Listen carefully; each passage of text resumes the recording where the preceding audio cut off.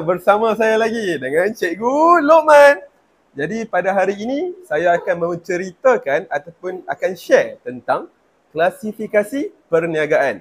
Okey, dalam pelajaran ini kita akan melihat tentang apa itu maksud mengatur perniagaan ataupun klasifikasi perniagaan.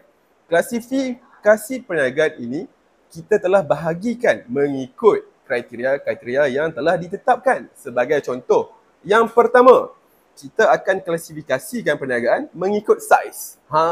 Jadi, perniagaan kecil iaitu perniagaan yang dimiliki oleh individu, keluarga ataupun syarat-syaratnya ialah perniagaan yang kurang daripada 50 pekerja, dana yang terhad dan juga menyediakan pasaran tempatan seperti kedai runcit dan juga kafe. Kemudian, kita ada yang kedua iaitu perniagaan bersaiz sederhana. Perniagaan bersaiz sederhana mempunyai lebih daripada 50 pekerja, beroperasi di pelbagai kawasan dan mempunyai lebih banyak modal seperti kilang ataupun rangkaian restoran. Dan juga yang ketiga, kita ambil klasifikasi perniagaan yang paling general lah, yang memacu ekonomi negara kita, iaitu perniagaan bersaiz besar. Perniagaan bersaiz besar berjalan pada skala yang besar atau lebih tepat lagi global. Sebagai contoh seperti Samsung, Toyota dan juga Tesco.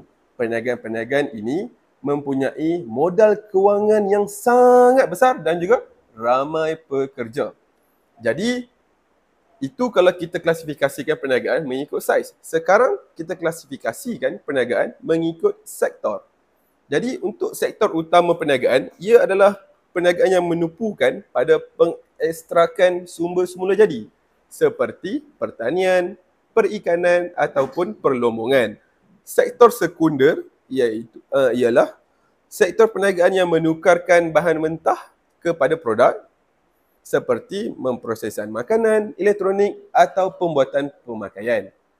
Dan juga sektor yang terakhir iaitu sektor pengajian tinggi menawarkan perkhidmatan dan juga barangan seperti bank, sekolah, hospital dan syarikat sokongan teknologi.